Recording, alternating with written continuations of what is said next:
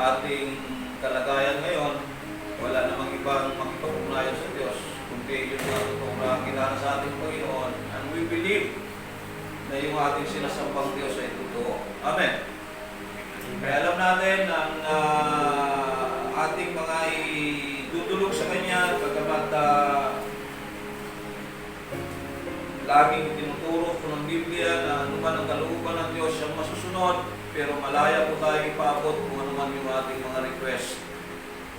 Kaya sabi po ni Apostol Pablo, kung anuman yung ating mga kalagayan, huwag itong magiging ano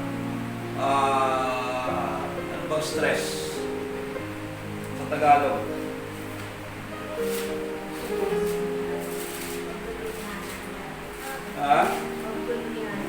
Huwag magulumihanan yung ating mga puso't isipan.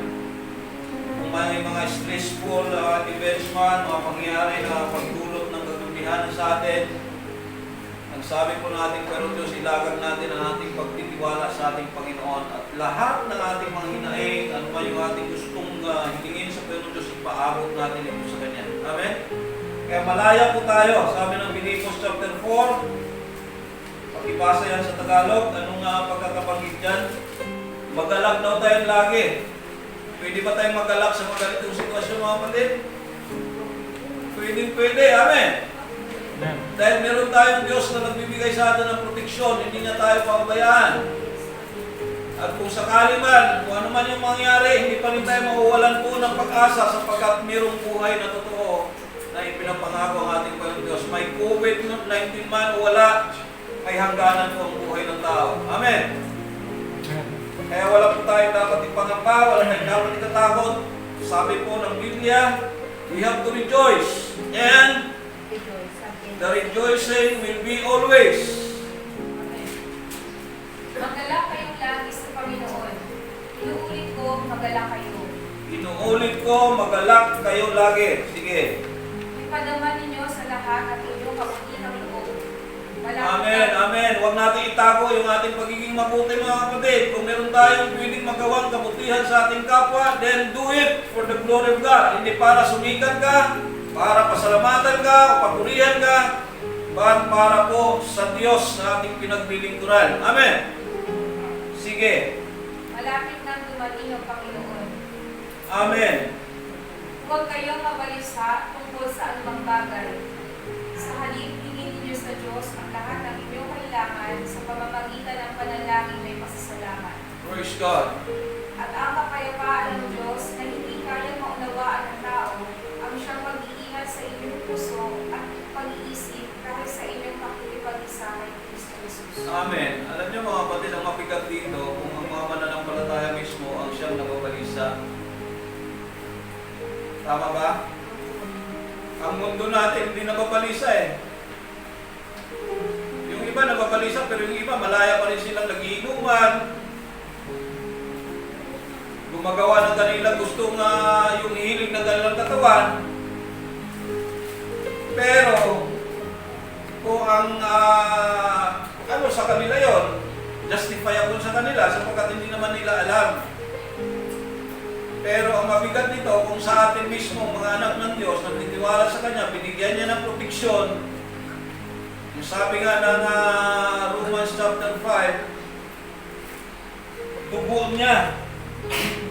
dugo niya yung pinangtatak sa atin.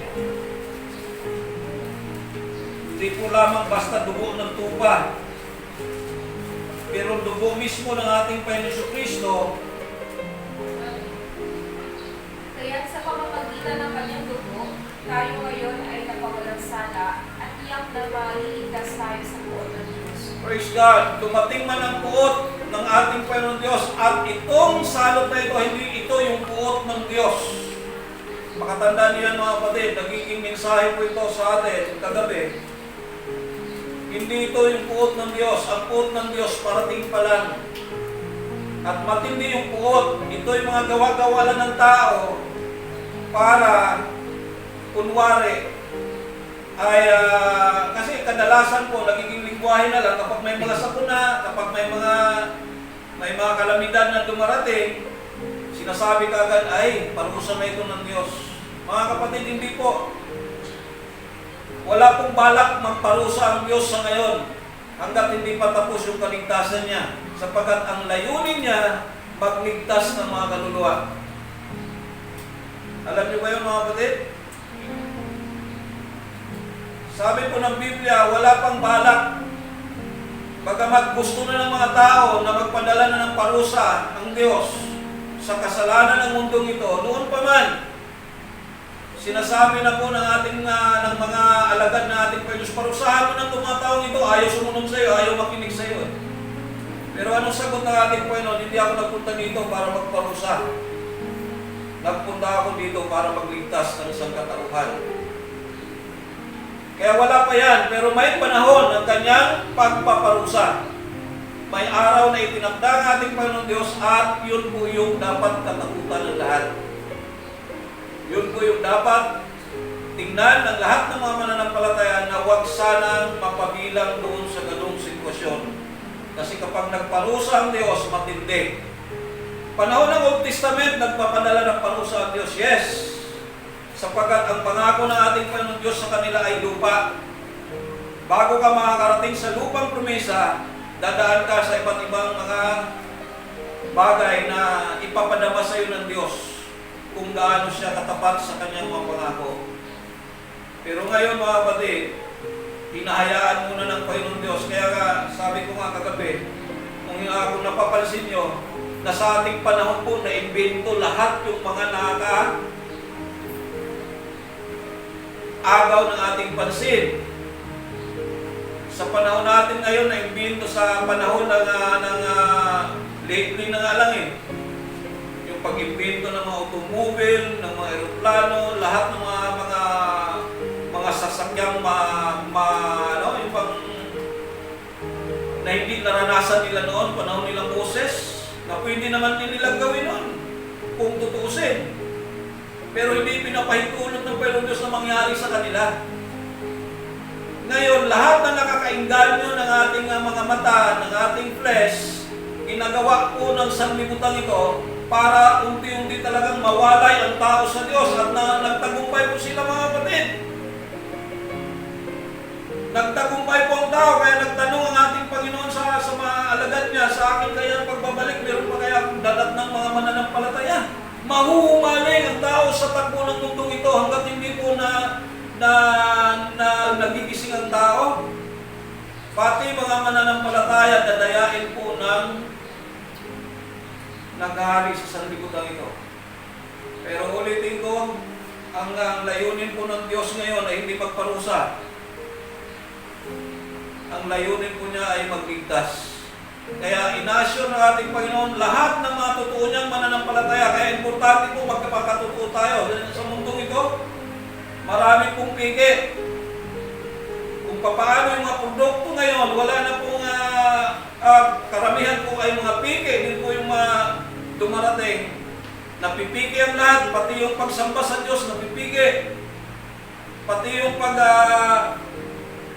pangangaral ng salita ng Diyos na pipigi.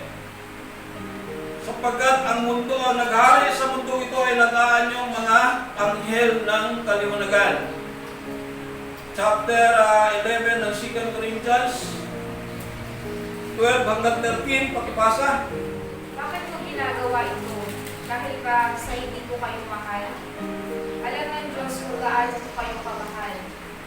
Ngunit patuloy ko gagawin ang ginagawa ko ngayon upang huwag magkaroon ng kapiliran ang mga namamanita na ang paglilingkod nila ay tulad ng aking ginagawa.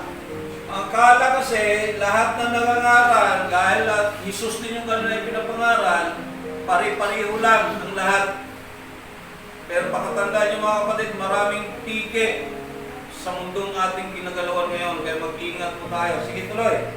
Hindi sila tunay na apostol, kundi mga nagdaraya lamang at nagkukulwa rin mga apostol ni Cristo.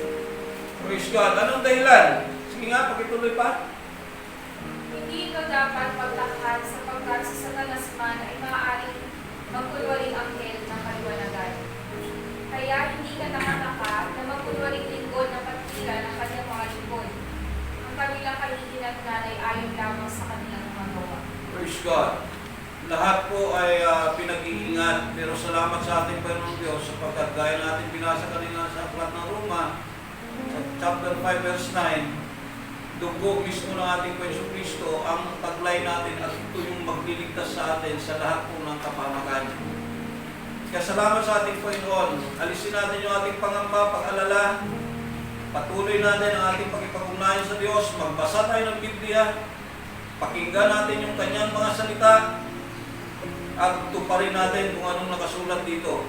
Hanggat maaari mga kapatid, pagsikapan natin na magawa kung ano yung inuutos ng ating Panginoon Diyos. Tayo ay inilipat na ng ating Panginoon mula sa kamatayan patungo sa buhay na walang hanggan. Mula sa kadiliman patungo sa walang hanggang kaliwanagan o kaya kagilagilalas ng kaliwanagan. Kaya dapat na maisip natin lahat kung paano natin pahalagahan ng totoo ang salita natin Panginoon Diyos sapagkat tapat siyang nangako sa atin. Ililigtas niya tayo at hindi niya tayo hahayaang mapasama sa kanyang parusa.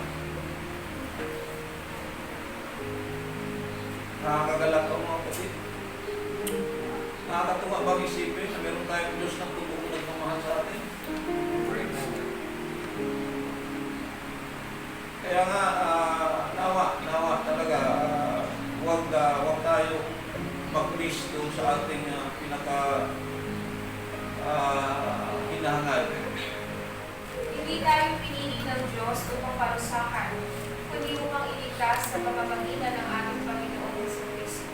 Praise God. Hindi tayo pinili ng Diyos para parusahan, kundi pinili tayo ng Diyos para iligtas sa pamagitan po ng ating Panginoon Kristo. Kaya anong dapat natin gawin bilang magkakapatid, bilang mga anak ng Diyos? Basahin natin yung talatang 4 hanggang 8. Ngunit wala na kayo sa kadiliman mga kapatid, kaya hindi kayo mabibigla sa araw na iyon na darating na parang magnanakaw. Yung sinasabing araw na iyon na darating na parang magnanakaw, ito yung parusa. Ito yung parusa ng Diyos na dapat po talagang tingnan ng mga tao. Sige. Kayong lahat ay kabilang sa panig ng liwanag sa panig ng araw. Amen. Hindi sa panig ng gabi o ng dilim. Kaya nga kailangan tayo'y manatiling gising, laging handa at malinaw ang isip at di tulad ng iba. Sa gabi ay karaniwang natutulog ang tao at sa gabi rin karaniwang naglalasing. Ngunit dahil tayo sa panig ng araw, dapat maging malinaw ang ating pag-iisip. Amen. Isuot natin ang baluti ng pananampalataya at pag-ibig at isuot ang helmet ng pag-asa sa pagliligtas na gagawin sa atin ng Diyos. Praise God. Siya nawa, Panginoon. Hintayin natin sapagkat ulitin ko, pagdating sa 9, hindi tayo iniligtas ng Diyos. Hindi tayo pinili ng Diyos para parusahan. Kundi tayo pinili ng ating Diyos para iligtas. Kaya purihin at salamatan natin ating Panginoon. Napakabuti niya sa atin. Hindi tayo pinagkukulang pagkamat may mga kapatiran tayo. Kaya ang church po ay gumagawa din ng paraan. Alam kung sino yung nangangailangan kahit pa paano maabutan. Hindi man lahat maabutan talaga. Pero yung nakikita niyo mga kapatid na may mga kapatiran tayo na talagang kailangan nila ng immediate na tulong. Sabihin nyo, padala natin ang bigas at kahit sardinas. Kahit 2 kilo, 2 pirasong sardinas. Makakatawid lang. Kung ano man yung kalagayan. Nung nakaraan, nagpadala rin kami sa isip. Kasi yung mga kapatiran doon na kaya nga pagka yung tumatalo sila dito pag linggo, pinapamasayan pa natin sila pag-uwi. Yung mga kasama, yung mga nakikinig doon ng Bible study tuwing Martes, na ngayon ay magpigil muna. Kaya paabot muna natin doon sa mga, pero kung sa atin ngayon nandito, kung wala tayong maisahin, sabihin nyo lang, nagawa tayo ng paraan sa church.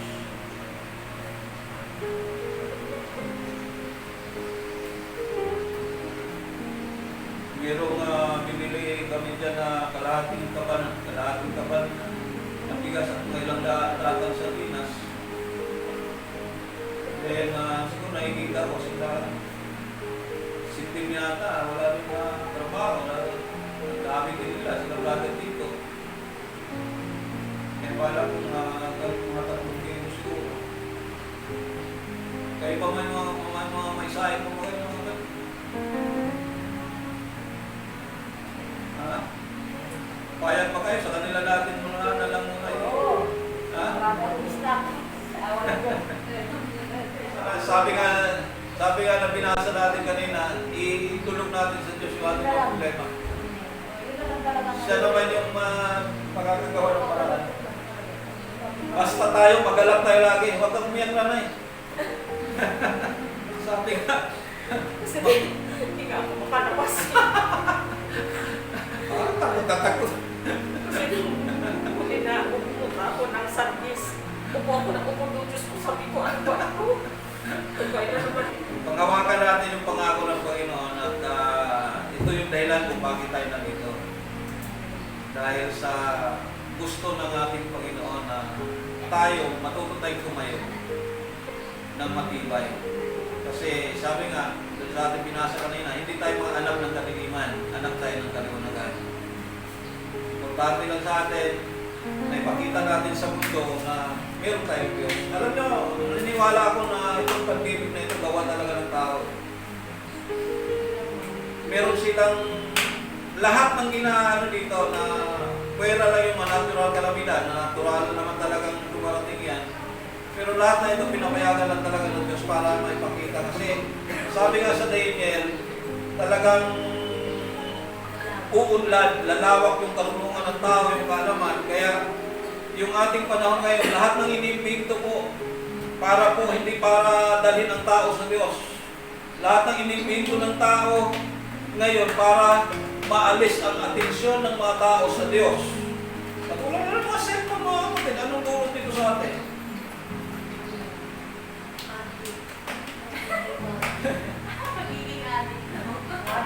Anong dulot nito? Maganda ba?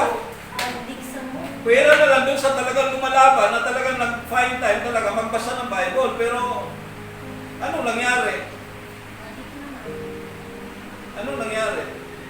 Eh, hindi maganda lahat ng mga pati yung lahat ng inimbento mga kapatid ng tao ngayon, hindi naman talaga para maging makatulong sa tao. Makatulong in a sense doon sa mga kalagayan sa mundo natin. Pero pagdating sa spiritual life, malayo masyado. Kaya ito yung sinasabi ng ating Panginoon, pinapayagan niya lahat na ito para ma-realize ng tao. Kaya nga, halimbawa, katulad ng sa China, na ano na sila, nakalagpas na sila doon sa problema. Pero sino mapapasalamatan ba ang Diyos sa China? Sa India, na talagang pinatupad nila yung sarili nilang pamamaraan. Kung hindi sila pintado, may Diyos ba sila? Wala naman eh. Ang dami nilang Diyos, pero hindi yung totoong Diyos na tulad natin sinasamba. Sa Italy, di ba? Sa Italy, anong ginawa ng mga Italiano ngayon? Nagsakay ng imahe na si Virgin Mary daw yun, pero hindi naman kamukha ni Virgin Mary yun. Sinakay si helicopter at yung simbolo ng araw, yun yung pinanggagano nila at para daw maalis yung salot. Eh paano kung naalis na yung salot? Sino mapaparagalan? Ang Diyos ba? Yung kanilang sinasamba. Sa North Korea, walang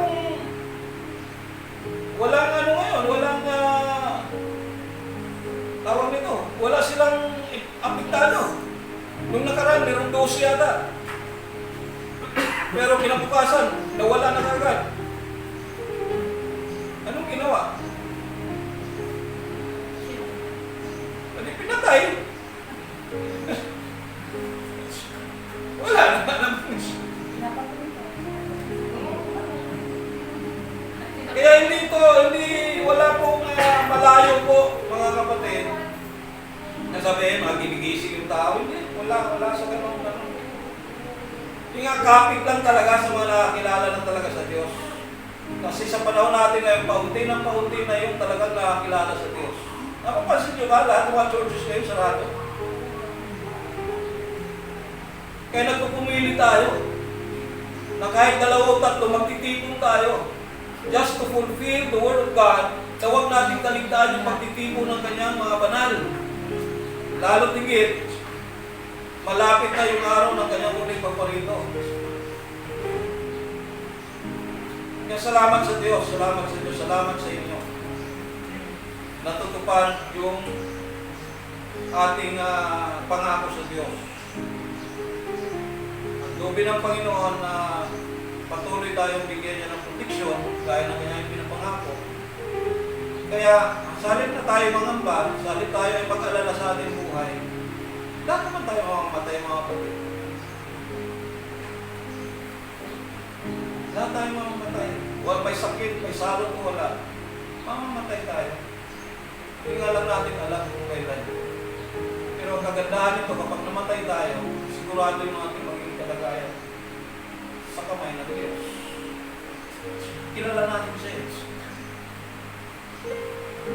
Alam natin kung sino ang ating Diyos na pinaglilingkuran. Kaya, purihin ang Panginoon sa umagang ito at sana nawa,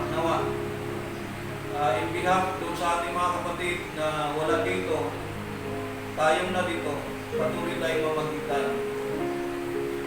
Huwag na natin tingnan yung kanilang mga kamalian. Kaya kung ano man yung importante nilang magkaroon ng magiging magiging daan na ma-realize doon sa mga talagang nakakilala sa Panginoon Diyos ang kahalagahan ng tinanggap nilang biyaya mula sa Diyos. Kasi kung masayang pa ito at mapakinabangan ng iba at mawalan ka,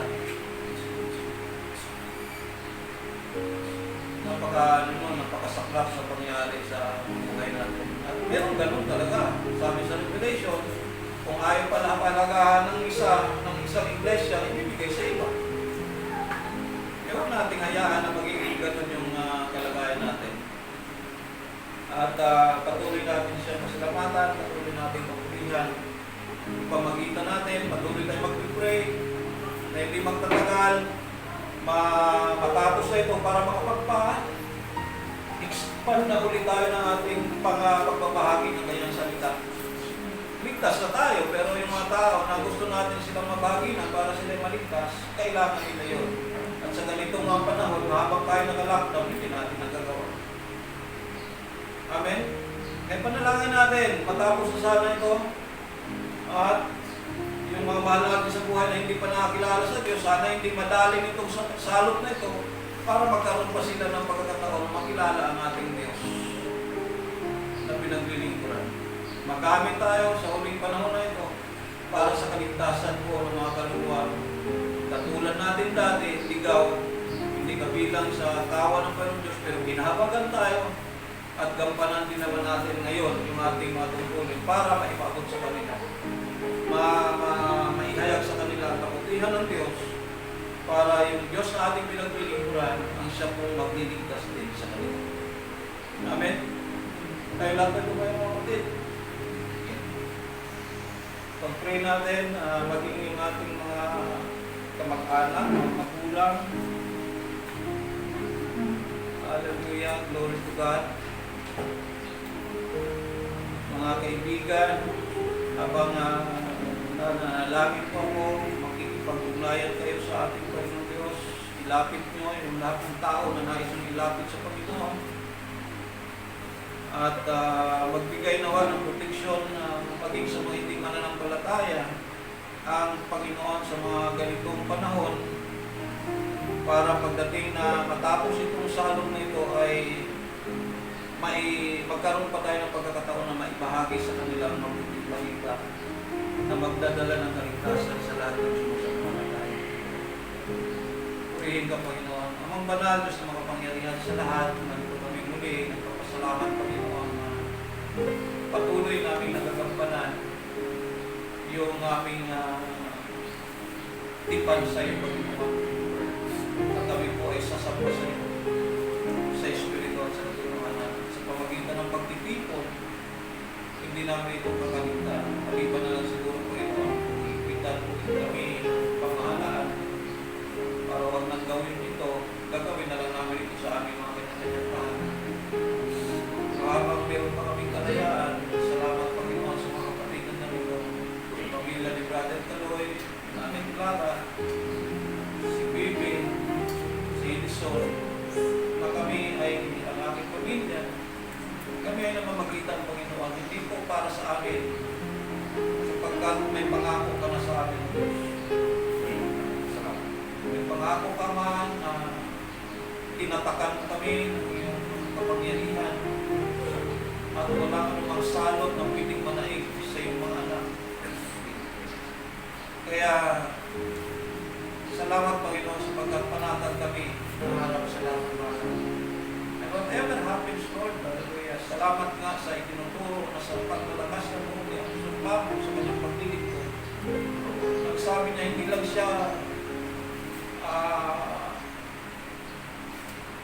siya natatakot na o hindi siya basta lamang magpagapos. Kung ano man magiging kailangan niya sa bawat lugar na pupuntahan niya, Panginoon. Ano man ang nag-aantay sa kanya, tulungan man, parusa.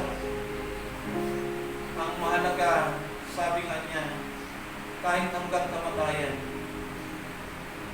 kaya niyang ibigay ang kanyang buhay para lang may pakita sa iyo, Panginoon, sa aming mga kapwa na siya'y naging tapat ng lingkod na hindi kailanman natatakot sa na mawala ng buhay para lang may paalam o maipabatid sa lahat ng tao na kanyang maaabot personal man o sa pamagitan ng sulat na ikaw ang Diyos na totoo at buhay na walang hanggan sa lahat ng sumasapagod.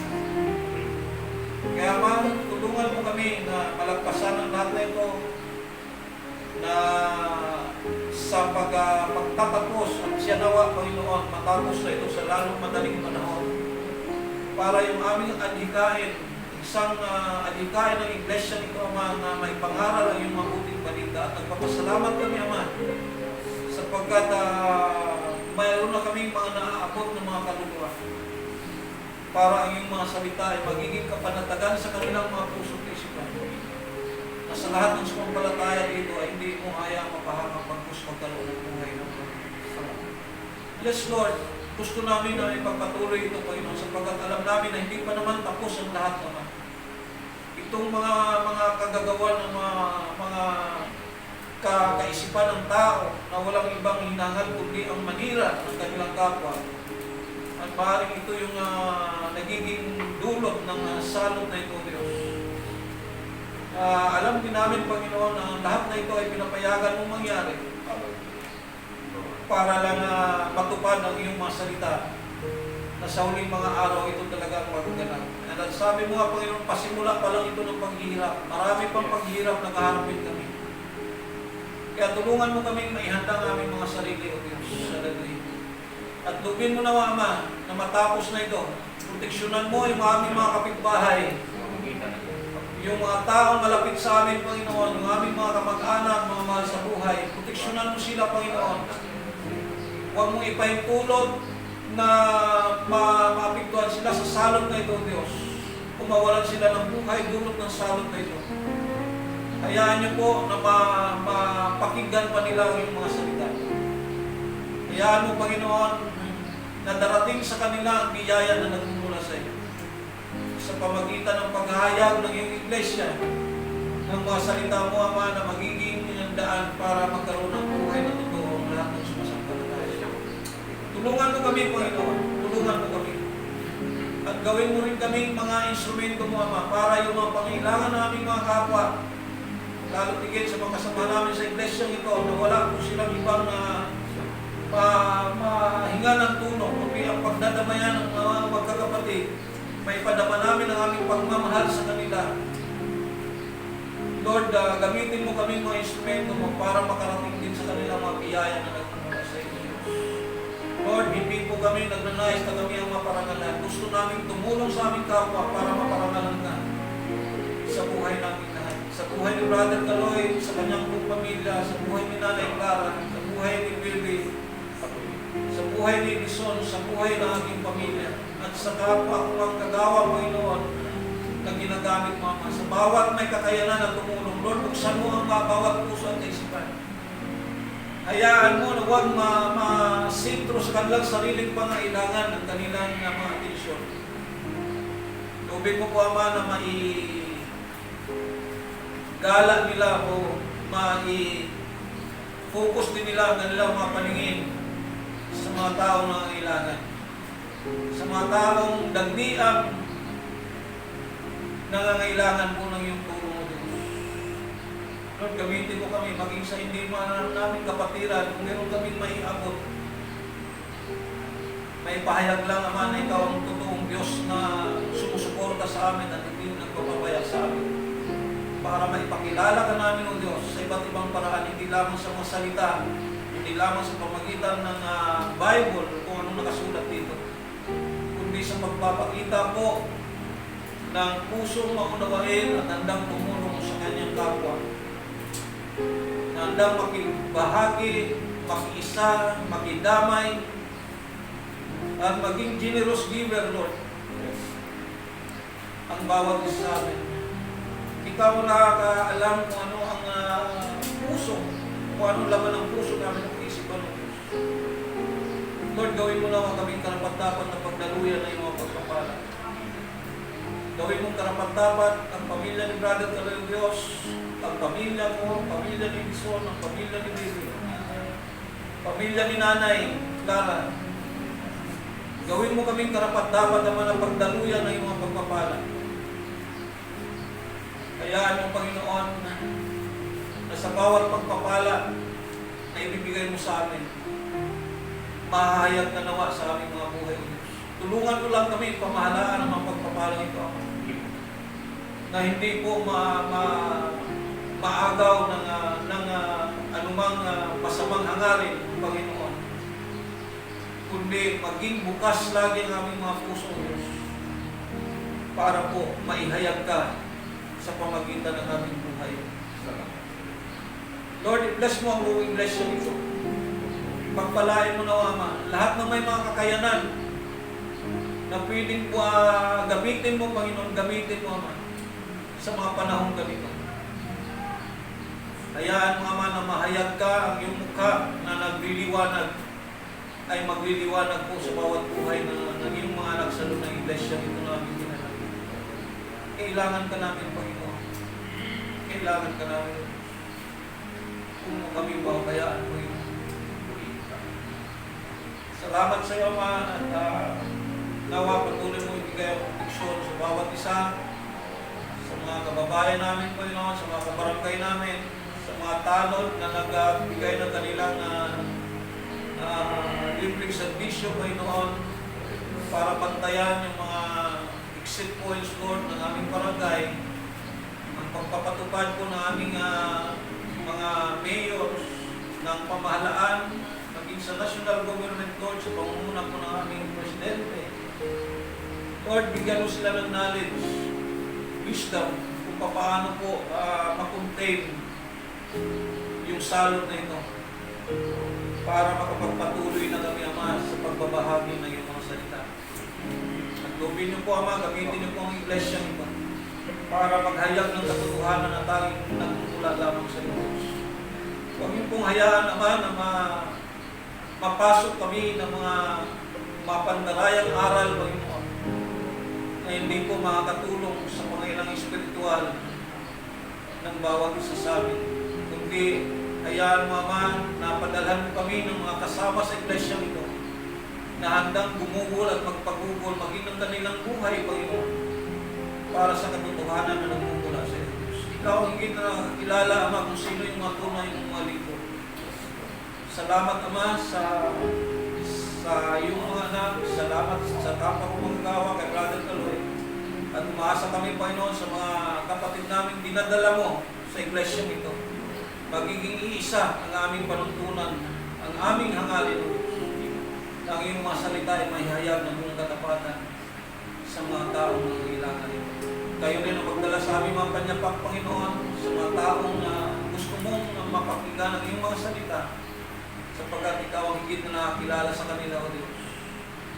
Para huwag masayang yung aming mga panahon sa paghahanap sa kanila, kundi ikaw, Ama, ang siya nakakilala, ikaw ang higit na nakakaalam kung sino pa ang iyong mga anak na nais mong iligtas, bukod sa aming mga mahal sa buhay, Panginoon.